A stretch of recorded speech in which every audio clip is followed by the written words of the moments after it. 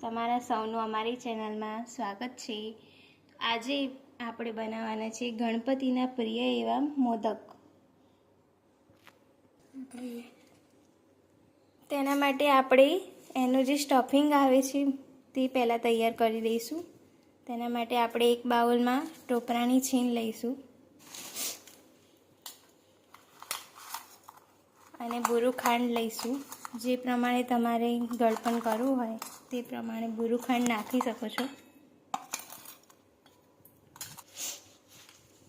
ટોપરાની છીણ અને બુરું ખાંડ આપણે મિક્સ કરી લઈશું।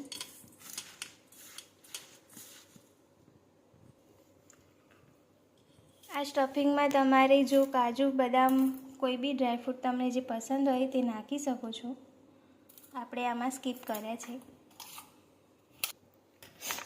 હવે આપણે મોદક માટે લોટ બાંધી લઈશું। તેના માટે આપણે મેંદો લીધો છે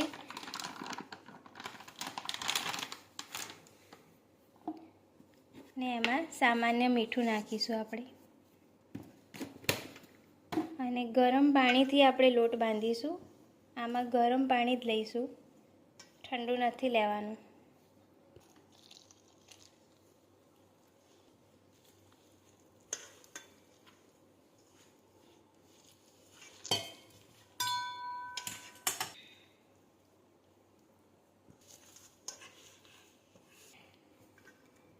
આ લોટ આપણો બંધાઈ ગયો છે, તેને થોડું તેલ લઈને આપણે થૂંપી લઈશું જેથી એકદમ સોફ્ટ થઈ જાય।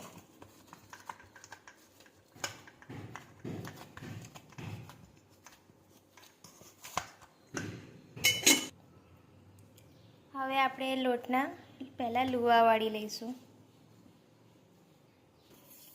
આપણા લુવા તૈયાર છે, હવે એના મોદક વાળીશું।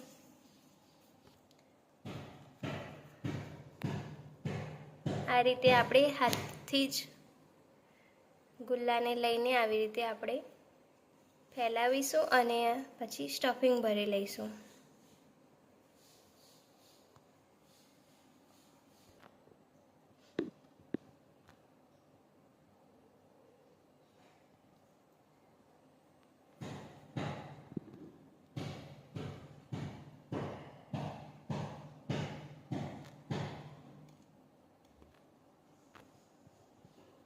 આ રીતે આપણે સ્ટફિંગ ભરીને બધા મોદક તૈયાર કરી લઈશું। આપણા મોદક તૈયાર થાય ત્યાં સુધી તેલ ગરમ કરવા મૂકી દઈએ। આ રીતે આપણે બધા મોદક તૈયાર છે। હવે આપણું તેલ ગરમ થઈ ગયું છે તો ફ્રાય કરી લઈશું।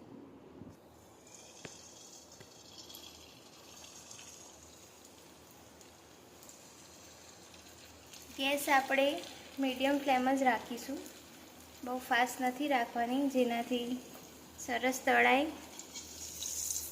અંદરથી પણ કાચું ના રહે।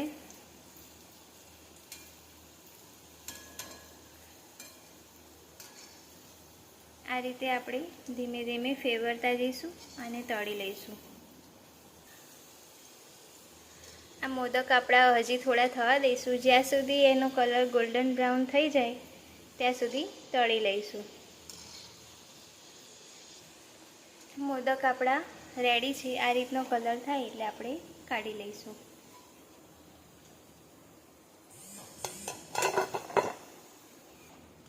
આ રીતે આપણે બધા મોદકને ફ્રાય કરી લઈએ।